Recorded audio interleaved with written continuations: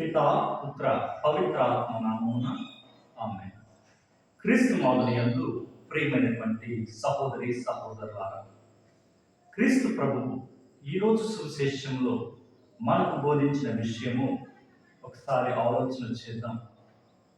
ఈనాటి సువిశేషంలో ఒక వ్యక్తి రాజ్యాన్ని సంపాదించుకునడానికి వెళ్ళిపోతూ ఆయన వెళుతూ ఉన్న సమయంలో తన యొక్క సేవకులను పిలిచి ఒక్కొక్కరికి నాణ్యములు ఇస్తూ ఉన్నారు.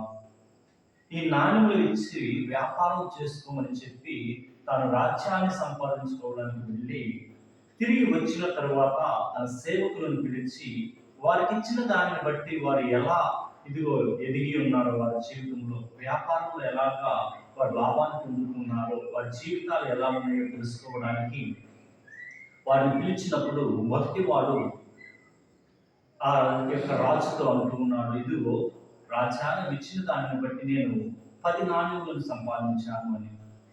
రాజు ఆ మొదటి వ్యక్తిని మెచ్చుకుని 10 రాజ్యాలకు నీకు 10 పట్టణములను అధిపతిని చేస్తూ ఉన్నానని. అట్లా ఎవరైతే ఎక్కువగా సంపాదిస్తూ ఉన్నారో వారిని ఇదిగో దీవిస్తూ ఉన్నారు, మెచ్చుకుంటూ ఉన్నారు. కానీ ఒక్కతను మాత్రము ఇదిగో నీవు కఠినుడు అని, నీవు విత్తని చోట పోయేవాడు అని నేను గ్రహించి నేను ఇచ్చిన దానిని దాచిపెట్టి మరి నీకే ఇస్తూ ఉన్నాను అంటున్నాను. చూడండి ప్రియమైనటువంటి దేవుని, అట్టి వాణిని ఆ రాజు శిక్షిస్తూ ఉన్నాడు.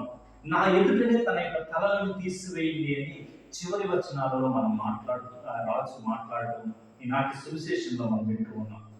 ఈరోజు ప్రభు మనందరికీ కూడా ఒక కథోలిక సంఘంలో, క్రైస్తవ జీవితంలో, విశ్వాసంలో మనకు కూడా కొన్ని వరహాలను, నాణ్యతను ఇస్తూ ఉన్నారు. ప్రేమ, ఐక్యత, సత్యత, సమాధానం, కలిసి జీవించడం, దేవుని యొక్క వాక్యాన్ని బోధించడం, రక్షణ మార్గాన్ని చూపించడం, ఇలాంటి నాణ్యములను మనకిస్తూ ఉన్నారు. మరి మనం వాటిని సక్రమంగా ఉపయోగించుకుంటూ ఉన్నామా? ప్రభు సేవకు ఉపయోగించుకుంటున్నామా? ఆయన రాజ్యానికి ఉపయోగించుకుంటున్నామా? నీతివంతమైన జీవితాన్ని జీవిస్తూ ఉన్నామా?